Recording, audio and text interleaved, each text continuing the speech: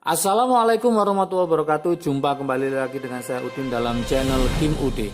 Asiknya belajar kimia. Materi hari ini adalah pembahasan soal UTBK Kimia 2019 part 10. Ini adalah part penutup dari rangkaian pembahasan untuk tahun 2019.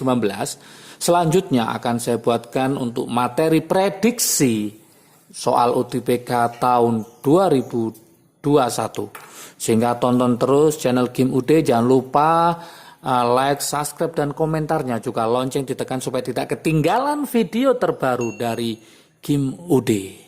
Oke, pada materi ini kita akan sekitar tentang sel volta dan sel elektrolisis atau yang disebut dengan namanya sel elektrokimia.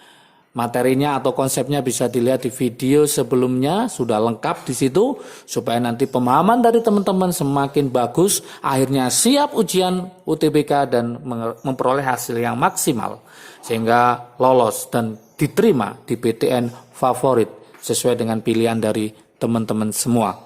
Oke, tanpa berlama-lama kita mulai materi ini. Soalnya adalah 25 dan 26. Untuk soal nomor 1 sampai 24 sudah bisa ditonton di part 1 sampai part 9. Oke, yuk kita analisis model soal untuk sel elektrokimia, sel volta. Di sini ada baterai nikel kadmium. Kadmium banyak digunakan pada peralatan elektronik. Baterai ini menggunakan elektroda baja dengan elektrolit KOH. Jika inol sel CD 2 plus CD adalah min 0,40 volt dan nikel Ni2 plus Ni adalah min 0,25 volt, pernyataan yang benar tentang baterai tersebut adalah bagaimana? Apakah pada anoda terjadi reaksi CD2 plus menjadi CD? Apakah terjadi reaksi Ni menjadi Ni2 plus? Apakah pada anoda terbentuk CdOH 2 kali? Apakah pada katoda terbentuk NiOH 2 kali? Apakah OH- mengalami oksidasi? Oke, supaya paham, saya buatkan solusinya. Solusi untuk soal nomor 25. Saya tulis di sini ya, solusinya. Oke. Langkah pertama, teman-teman harus paham siapa yang mengalami oksidasi dan siapa yang mengalami reduksi. Di sini saya buatkan trik asiknya ya, trik asiknya untuk soal nomor 25. Oke, seperti ini trik asiknya. Trik asik.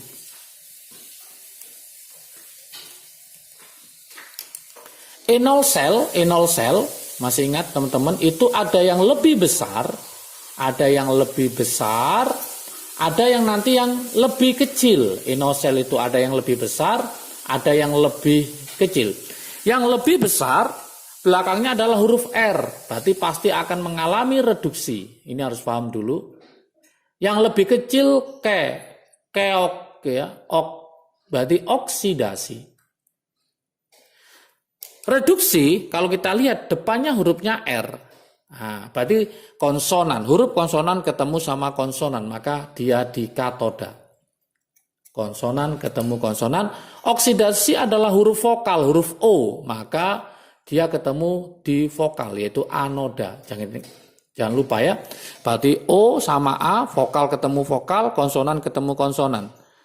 Besar belakangnya huruf R, berarti mengalami reduksi. Cara mengingat, kecil kayak ok, berarti mengalami oksidasi. Ini triknya. Jadi teman-teman nanti bisa paham. Habis itu saya jelaskan penggunaan trik asik ini pada soal. Oke, sekarang kita coba. Ada CD ya. Di sini ada enol sel. Enol selnya siapa? Yaitu CD2 plus menjadi CD. Enol sel itu pasti enol sel reduksi ya, nggak ada yang oksidasi. Ini min 0,40 volts. Untuk enol sel yang Ni2 plus menjadi Ni, enol selnya adalah min 0,25 volt. Dari sini kelihatan siapa yang paling besar dan siapa yang paling kecil. Ternyata Ni yang paling besar, maka Ni saya tulis besar. Besar. CD saya tulis yang kecil, E0 selnya lebih kecil. Masih ingat tadi besar mengalami apa? Reduksi. Reduksi letaknya di mana? Yaitu di katoda, konsonan-konsonan, katoda. Saya yakin sudah hafal. Kemudian kecil, keok, ya, keok berarti oksidasi. Karena dia vokal berarti di mana? Di anoda. Maka kalau kita tulis reaksinya, maka CD ini akan mengalami oksidasi. Ya, maka reaksinya di anoda, CD akan mengalami oksidasi, maka CD akan berubah menjadi CD2+ ditambah 2 elektron.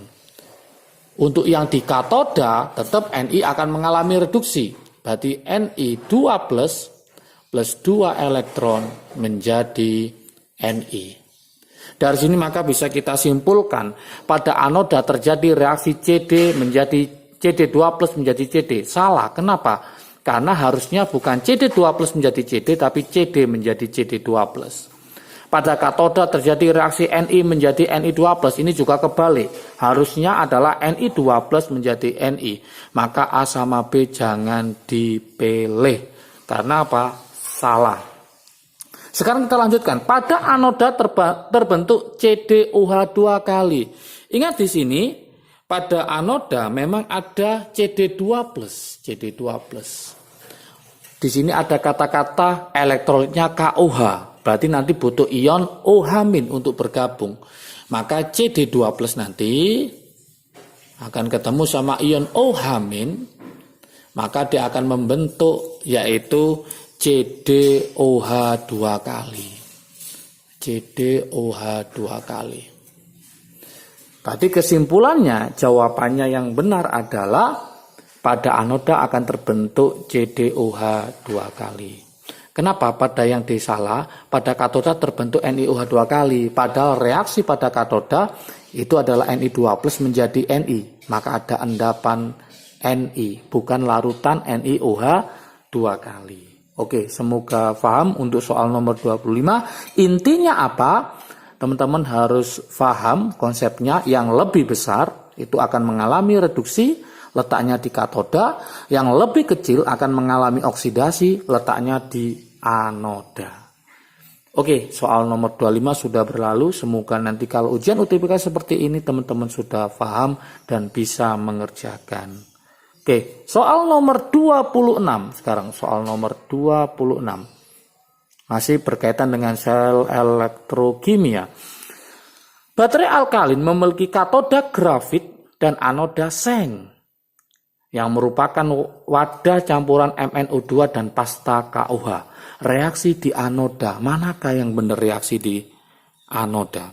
Kalau kita analisis di sini, tadi ada katodanya adalah grafit, ya, grafit. Kemudian anodanya adalah seng. Anodanya adalah seng, Zn. Oke, yang ditanyakan adalah reaksi yang ada di mana? Reaksi yang ada di anoda. Maka inilah pusat perhatian kita adalah Zn. Sudah bisa dilihat itu, ya. Jadi kalau kita buat reaksinya di anoda. Reaksi di anoda itu adalah Zn berubah menjadi ZnO. Kalau kita setarakan pakai penyetaraan, pakai cara setengah reaksi, berarti nanti ini akan menambah. Yang kelebihan O akan ditambah H2O. Tambah H2O, kemudian yang kekurangan H akan ditambah OH-. Karena hanya ada 2, maka ditambah 2 OH-. Karena ini -2, maka ini nambah 2 elektron. 2 elektron. Inilah reaksinya. Reaksinya yaitu Zn ditambah 2 OH- menjadi ZnO plus H2O plus 2 elektron. Maka jawabannya adalah yang C. Sangat mudah sekali. Kalau soal ini saya kembangkan, bagaimana reaksi totalnya baik di katoda maupun anoda, maka bisa kita tulis di sini reaksi untuk katoda itu adalah MnO2. Berarti nanti MnO2 akan berubah menjadi Mn2+. Lagi-lagi yang kelebihan O akan ditambahi H2O sebanyak kelebihannya, itu pakai penyetaraan reaksi setengah reaksi ya, 2H2O. Kemudian hanya di sini ada 4, maka ditambah sini 4OH-. 4OH-. Sekarang muatannya bagaimana? Ini 2, ini -4, berarti ini -2 ya, 2 ditambah -4 berarti sisa -2, maka supaya imbang sini saya tambah 2 elektron. Ini reaksi di katoda. Sekarang reaksi di anoda sama, kita tulis kembali yang ini yaitu apa? Zn ditambah 2OH- menjadi ZnO ditambah H2O ditambah 2 elektron. Kalau yang ditanyakan reaksi lengkapnya seperti ini. Kemudian elektron kita coret ya. Kemudian H2O ini kita coret ya. Sisa berapa ini? Sisa 1. Yang ini kita coret. Ini berarti sisa 2. Maka hasil akhirnya kita tulis ya.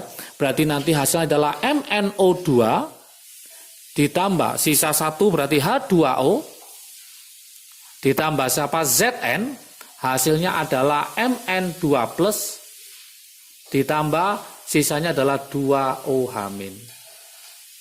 Oke. Plus apa? ZnO. Kalau ini nanti gabung, ya ini gabung, maka nanti jadi suatu larutan namanya adalah apa? MnOH 2 kali. Nah, inilah reaksi yang ada di baterai alkalin. Tapi yang ditanyakan adalah reaksi di anoda. Reaksi di anoda maka jawabannya C. Kalau reaksi di katoda maka jawabannya adalah ini yang saya tulis ya. Oke, inilah soal akhir dari pembahasan soal UTBK Kimia 2019 sampai 410. Jangan lupa untuk selanjutnya kita akan membuatkan prediksi UTBK 2021. Semoga teman-teman semakin paham, semakin bisa, dan semakin mengenali soal-soal UTBK. Oke, semoga sukses, keterima di PTN favorit sesuai dengan pilihan teman-teman semua. Salam sukses dari Kim UD. Asiknya belajar kimia. Assalamualaikum warahmatullahi wabarakatuh.